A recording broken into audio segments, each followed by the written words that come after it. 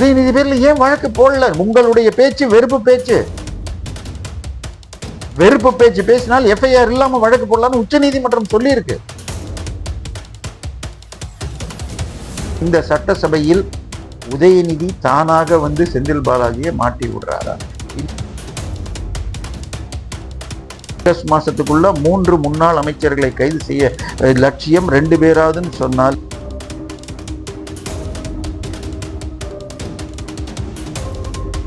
தமிழர் காசை உறிஞ்சுவதற்கு பெயர் திராவிட தியாகின்னு ஸ்டாலின் சொல்லியிருக்கிறார். மக்கள் வரி பணத்தில் எம்எல்ஏக்களுக்கு கார். ஐயா, இந்த முறை 234 எம்எல்ஏக்களில் 196 பேர் கோடீஸ்வரர்கள். உலக தமிழ் சொந்தங்களுக்கு வணக்கம். அரசியல் மாற்றமே இளைஞர்களின் எதிர்காலம் என்கிற கொள்கையின் அடிப்படையில் பயணிக்கும் டிகோட் பாலிடிக்ஸ் சேனல் வளர்ச்சிக்கு நீங்கள் உதவணும்னு நினைச்சீங்கன்னா இந்த QR கோடை பயன்படுத்தி உதவலாம். நன்றி, வணக்கம். அனைவருக்கும் வணக்கம். பட்ஜெட் கூட்டத்தொடர், அதாவது ஜோசப் விஜய் ஆட்சி ஏற்ற பிறகாக இந்த வருடத்திற்கு 26-27க்கான பட்ஜெட், அதாவது போன ஆட்சி ஏப்ரலோடு முடிவதால் அவர்கள் இடைக்கால பட்ஜெட் என்று மார்ச்ல கொடுத்தாங்க. அது சாதாரணமாக 90 நாள் தான் வச்சுக்கணும், ஏப்ரல், மே, ஜூன். ஆனால் மே 10ஆம் தேதி பதவியேற்ற ஆட்சி ஆகஸ்ட் மாதம் தான் இப்போ பட்ஜெட்டையே கொடுத்துருக்காங்க, ஜூலை, ஆகஸ்ட். ஸோ இதுவே தவறு. இடைக்கால பட்ஜெட்னு நம்ம பெயர் சொன்னால் கூட அதற்கு பெயர் vote on account. Government employees சம்பளம் கொடுக்கறதுக்கு, பென்ஷன் கொடுக்கறதுக்கு மற்றும் முக்கிய செலவுகளுக்காக கொடுக்கும் ஒன்று தான் ஓட் ஆன் அக்கௌண்ட் இடைக்கால பட்ஜெட். அது ஏப்ரல், மே, ஜூன் தாண்டி இருக்கும். ஆனால் ஜூலை போய் ஆகஸ்ட்ல இந்த பட்ஜெட் கொண்டு வந்திருக்காங்க. இந்த பட்ஜெட்லையும் என்ன பண்ணியிருக்காங்கன்னு பார்த்தால் 1,74,000 கோடி கடன் வாங்க போறோம்னு சொல்லி, அப்படியே அதே மாதிரி டாஸ்மாக்ல வருமானம்ங்கிறதும் கிட்டத்தட்ட அதே தான் ப்ரொஜெக்ஷன். 5,000 கோடி என்னமோ ஏறுன்னு இருக்காங்க. பட்ஜெட்டுக்கு முன்னாடி ஒரு 2,000 கோடி ஏத்துனாங்க, இப்போ ஒரு முறை ஏற்றி இருக்கிறார்கள் என்றால் எதுவும் பண்ணலன்னு அர்த்தம். வெள்ளை அறிக்கையில லீக்கேஜ் இந்த பட்ஜெட்லயும் அந்த வார்த்தை இருக்கிறது. ஆனால் பிளக் பண்ணாங்களான்னு தெரியல. இன்னும் சொல்ல போனால் இந்த இடைக்கால பட்ஜெட்டில் அரசு ஊழியர்களுக்கு கொடுக்கப்படும் புதிய ஊதிய திட்டத்தின் படியாக 11,000 கோடியை திமுக இடைக்கால பட்ஜெட்ல ஒதுக்குனதுல இதுல ஒதுக்கப்படல. அப்ப அதே ஃபிகர்ஸை போட்டு இதை ஒதுக்கலைன்னா இது வேறு செலவுகளுக்கு செலவீனம் அதிகமாகிறது, முக்கியமான திட்டத்திற்கு ஒதுக்கப்படவில்லை. இதை அடுத்த வருஷம் எப்படியா ஒதுக்கித்தான் ஆகணும். இன்னும் கடன் அதிகமாக வாங்கிக்கிட்டே இருக்காங்க. டாஸ்மாகில் அரசு கணக்கில் வருவதை விட வெளியில் தனியார் பாக்கெட்டுக்கு leakages in customs and excise, கஸ்டம்ஸ்க்கும் வேல்யூ ஆடட் டாக்ஸ்ல மட்டும் 2-3% ஆஃப் ஸ்டேட் ஜிடிபின்னு சொல்லி திரு பிடிஆர் பழனிவேல் தியாகராஜன் 2022 இந்தியன் எக்ஸ்பிரஸ் பேட்டியில சொன்னார். பிறகு சட்டமன்றத்திலும் இதை பதிவு செய்துள்ளார். அப்படின்னா ஒரு வருஷத்துக்கு 50,000 52,000 76,000 கோடி, 27 லட்சம் கோடிக்கு 2%னா 54,000 கோடி, 3%னா 76,000 கோடி கிட்டத்தட்ட. அப்படின்னா 81,000 கோடி, சாரி மன்னிக்கணும்.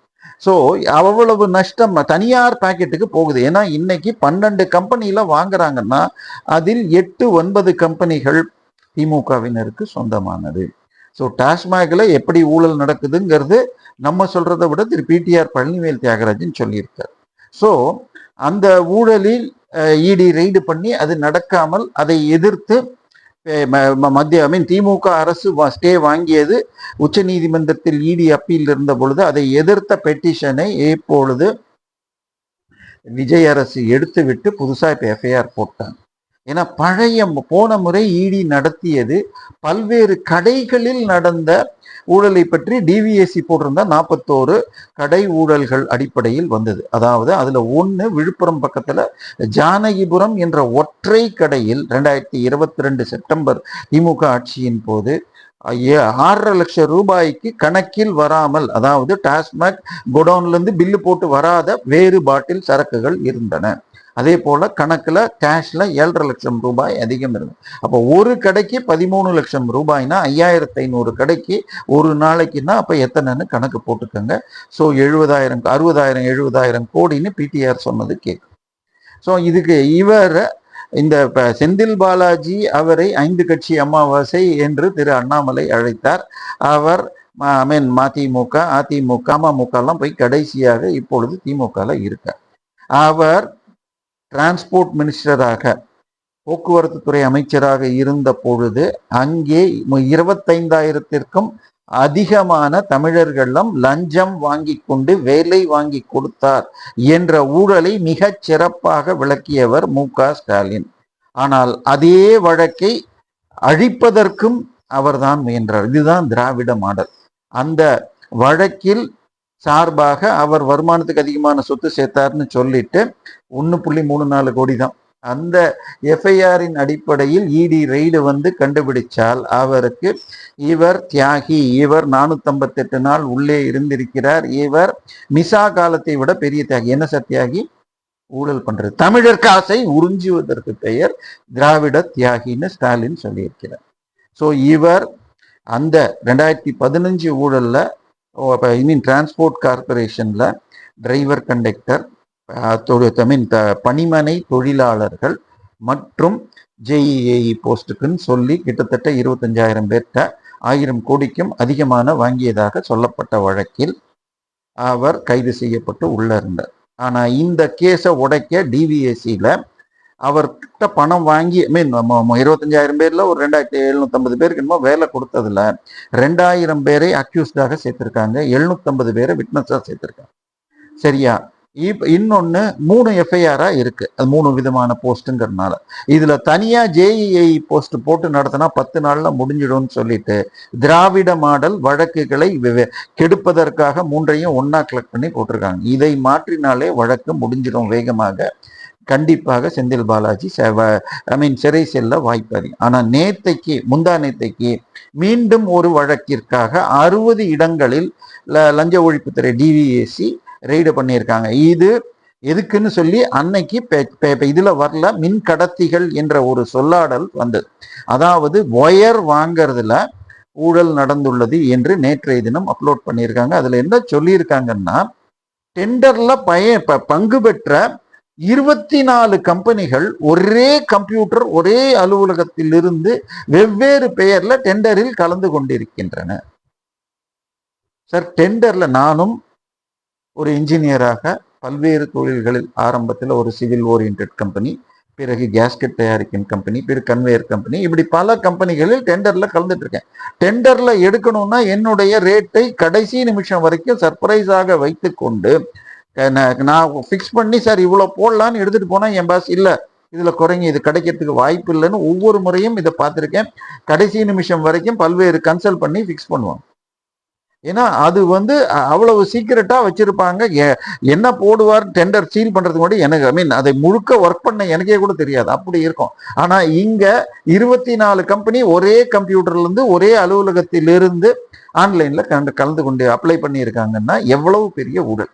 இதற்கு முன்பே திரு அரப்போர் ஜெயராமன் அவர்கள் அதிமுக ஆட்சியில் பர்ச்சேஸ் EB-ல இருந்தவர், சஸ்பெண்ட் ஆன காசி என்பவர் திமுக ஆட்சியில் ப்ரமோஷன் பெற்று அவர் பெருமளவில் திரு செந்தில் பாலாஜி வீட்டில் கேரேஜ்ல ஒரு ரூம் போட்டுக்கிட்டு அங்க அனைத்து கம்பெனிகளையும் வளைத்து அவர் பிக்ஸ் பண்ணி தான் டெண்டர் நடந்தது.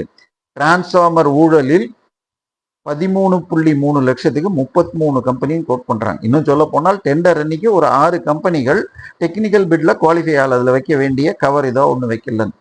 மீதி 27 கம்பெனியும் ஒரே ரேட் கோட் பண்றாங்க. பேசிக் பிரைஸ், கொஞ்சம் basic price, tax, packing, forwarding, delivery charges, இப்படி 4ஐயும் கூட்டினா 27 கம்பெனியும் ஒரே ரேட். அப்புறம் அடுத்த மாதம் அவர்கள் டெக்னிக்கல் பிட்டுக்கு வைக்க வேண்டியதை வச்சதுக்கு பிறகும் அவங்களும் ஒரே ரேட். இது இந்த உலகத்துல இம்பாசிபிள். இப்ப அதை தாண்டி அதே மாதிரி இன்னொன்னையும் சொல்லியிருப்பார். ஒரு பேங்க்ல போய் 25 லட்சம் ரூபாய் கேஷ் கட்டிட்டு EMD, ஏர்னஸ்ட் மணி டெபாசிட், உங்களால இந்த பொருளை உங்களுக்கு ஆர்டர் கொடுக்கறேன்னு சொல்லிட்டான். இப்ப ஒரு பொருளை ஒரு கம்பெனி வாங்கணும்னு நான் கவர்மெண்ட் கம்பெனி வாங்கணும்னா அதற்கு தேவைன்னு இண்டன் போட்டு அதை அந்த டெக்னிக்கல் டிபார்ட்மெண்ட் அப்ரூவ் பண்ணிட்டு பர்ச்சேஸ் டிபார்ட்மெண்ட் போயிட்டு டெண்டரை ஃப்ளோட் பண்ணி ஆர்டரை கொடுத்துட்டு இதுக்கே கிட்டத்தட்ட 3 to 6 மாசம் ஆகும். அதுக்கு அடுத்தது டெலிவரி டைம் 3 to 6 months. அப்ப எப்ப வேணும்? இப்ப உங்களுக்கு ஆர்டர் கொடுத்துட்டு நீங்க சப்ளை பண்ணதுக்கு தகுதி இல்லை என்றால் என்ன செய்வது?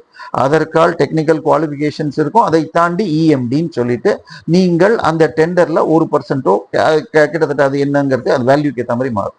அப்படி வைக்க வேண்டிய பணத்தை ஒரு பேங்க்ல கேஷாக கட்டிட்டு ஒரே வங்கியில் எடுத்த டிடியை பல்வேறு கம்பெனிகள் இப்ப ஒரே அட்ரஸ்ல இருந்து எவ்வளவு பெரிய முறைகேடுகள் நடந்தது.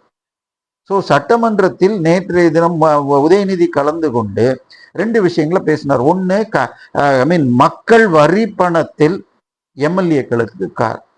ஐயா, இந்த முறை 234 எம்எல்ஏக்களில் 196 பேர் கோடீஸ்வரர்கள். சரியா? ஒரு தேர்தலில் நிற்பதற்கு ஒரு எம்எல்ஏக்கு 20-30 லட்சம் ரூபாய் செலவு பண்ணலாம், கட்சி அதற்கு மேல பண்ணலாம். இதை விட அதிகமாகத்தான் எல்லாரும் பண்ணுவாங்க. ஓரளவுக்கு தாவேக்கால குறைவாக பண்ணினார்கள். ஆனா எல்லா தொகுதியிலும் அப்படி இல்லை. நான் இருக்கும் திருவான்மியூர் வேளச்சேரி தொகுதியில் நல்ல முறையில் செலவு செஞ்சுதான் பிரச்சாரம் பண்ணார். இப்பொழுது அமைச்சராயிருக்கு. ஸோ இன்னைக்கு 234ல விரல் விட்டு எண்ணும் ஒரு சிலரை தவிர எல்லாருக்கும் வசதி உண்டு. சார், சம்பளம் அவங்களுக்கு கொடுக்குறீங்க. நான் ஒரு புதிதாக வேலைக்கு வர்றவருக்கு 10,000 15,000 ஆரம்பிச்சு கொஞ்சம் கொஞ்சமா இவங்களுக்கு 1.5 லட்சம் ரூபாய் சம்பளம்.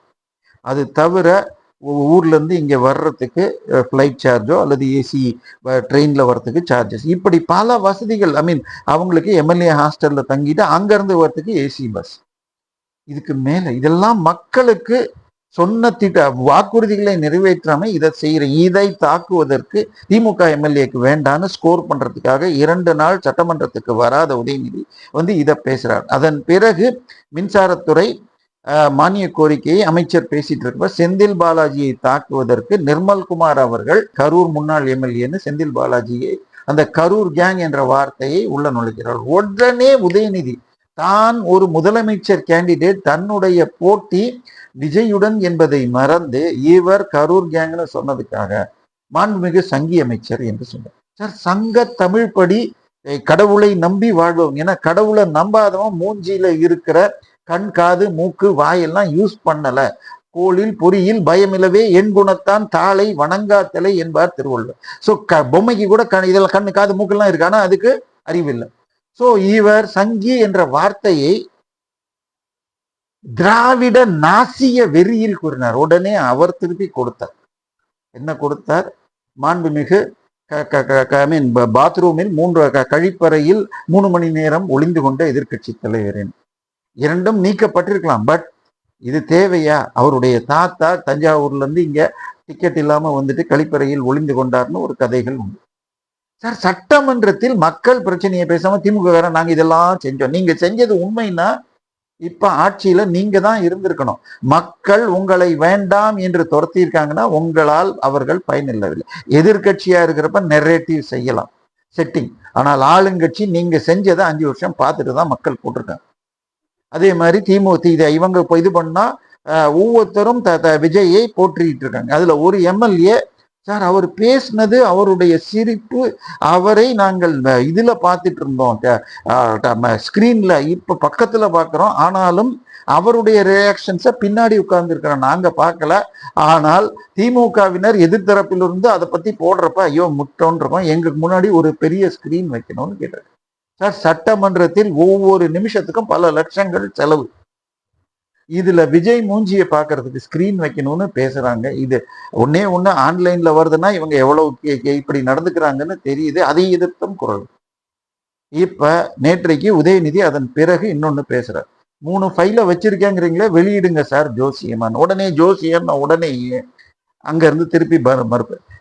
ஜோசியக்காரன் சொன்னான்னு மஞ்ச துண்டுகிட்டு போட்டுக்கிட்டு ஒரு கலைஞர் சுற்றினார் என்பதை சொன்ன உடனே அடங்குனார். அதாவது தேவையில்லாமல் பேச வேண்டியதே இல்லை. ஸோ நீங்க ஒண்ணு சொன்னா திருப்பி கொடுப்பாங்க. ஜோசியக்காரர் சொன்னார் என்பதற்காக 3 பிராமண சன்னியாசிகளுக்கு பாத பூஜை உங்கள் வீட்டில் நடந்ததுன்னு உதயநிதியை பற்றி ஒரு செய்தி வந்தது. அதை சொன்னவர் கைது செய்யப்பட்டார்.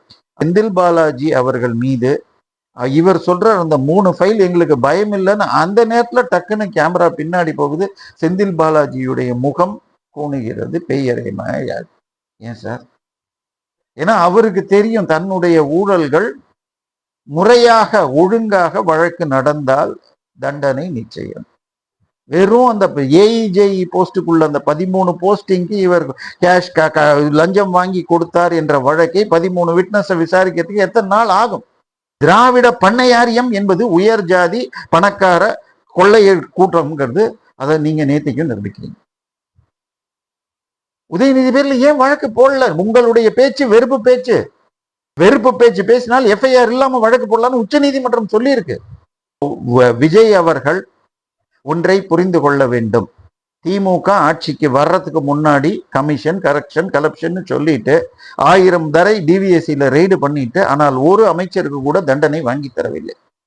நீங்களும் அதை செய்தால் மக்கள் நிச்சயமாக என்ன திமுகவை நீங்க ஸ்டாலின் சார் சிஎம் சார்னு சொன்னவர் இப்போது எக்ஸ் கொளத்தூர் எம்எல்ஏ ஆயிட்டார். சரி, கடந்த 89க்கு பிறகு எம்ஜிஆருக்கு பிறகு எல்லா முதலமைச்சர்களும் 5 வருஷத்துக்கு ஒரு தடவை தோத்தாங்க. நடுவில் 2016 ஒன்றை தவிர ஜெயலலிதா மாபெரும் வெற்றி பெற்றார். 91ல 96ல அவரே தோல்வியடைந்தார், அவருடைய பர்கூர்சி. எனவே விஜய் அவர்கள் உடனடியாக சரியானபடியாக வழக்கு போடணும். ஏன்னா ஏற்கனவே வேலு லுக் அவுட் நோட்டீஸ் ஹைகோர்ட்ல கேன்சல் ஆகி உச்ச நீதிமன்றத்திலும் கேன்சல் ஆச்சு. செந்தில் பாலாஜிக்கு இது வரைக்கும் ஜாமீன் கிடைச்சிட்டு, ஜூனியர் விகடன் போட்டாங்க. அண்ணாதுரை சொன்ன 3 படி நிச்சயம் 2 லட்சியம் 2 படி நிச்சயம்னு, ஆனா கடைசி வரைக்கும் கொடுக்கல. அது போல ஆகஸ்ட் மாசத்துக்குள்ள 3 முன்னாள் அமைச்சர்களை கைது செய்ய லட்சியம் 2 பேராதுன்னு சொன்னால் இதுவரை ஒன்றும் நடக்கல. நமக்கு வருகின்ற தகவல்கள் 18 முன்னாள் அமைச்சர்கள், சில எம்பிக்கள் உட்பட பல பேர் மீதும் செப்டம்பரில் வழக்குகள் கண்டிப்பாக போடப்படும். அப்பதான் இடைத்தேர்தலில் வெற்றி பெற முடியும். ஸோ செந்தில் பாலாஜி இந்த புது வழக்குல 24 கம்பெனி ஒரு ஐபி அட்ரஸ் ஒரே கம்ப்யூட்டர்ல இருந்து ஆன்லைன்ல அப்ளை பண்றாங்கன்னா எப்படிப்பட்ட ஊழல்! இன்னைக்கு இதையெல்லாம் பார்க்க முடியுது. இபில அந்த கயற்றி செல்லப்பட்ட உங்களுக்கு ஹார்ட் டிஸ்க் என்னாச்சு? அதை பற்றி ஒண்ணுமே இல்லை. ஏன்னா ஹார்ட் டிஸ்க் ஆதாரம் என்பது மிக மிக முக்கியம். அந்த அவர் கேஷ் ஃபார் ஜாப்ல அவருடைய கம்ப்யூட்டர்ல இருந்து அந்த டிரான்ஸ்போர்ட் கார்பரேஷனுக்கு வேலை போடுங்க, எனக்கு லஞ்சம் வந்துருச்சுங்கிற அர்த்தத்துல சொன்ன எஃப்ஐஆர் இமெயில்கள் எடுக்கப்பட்டன. இந்த சட்டசபையில் உதயநிதி தானாக வந்து செந்தில் பாலாஜியை மாட்டி விடுறாரா? தயவு செய்து திரு விஜய் அவர்கள் இந்த வழக்குகளை, அவர் மேஜையில் இருக்கிற கோப்புகளை சரியான அதிகாரிகள் துணையோடு கரெக்டாக வழக்கு போட்டு அத்தனை பேருக்கும் தண்டனை வாங்கி தரணும். இல்லை என்றால் மக்கள் நிச்சயமாக 5 வருஷத்துக்கு ஒரு தடவை மாத்திக்கிட்டு இருக்காங்க. உங்களுக்கும் அது வரலாம். நன்றி, வணக்கம்.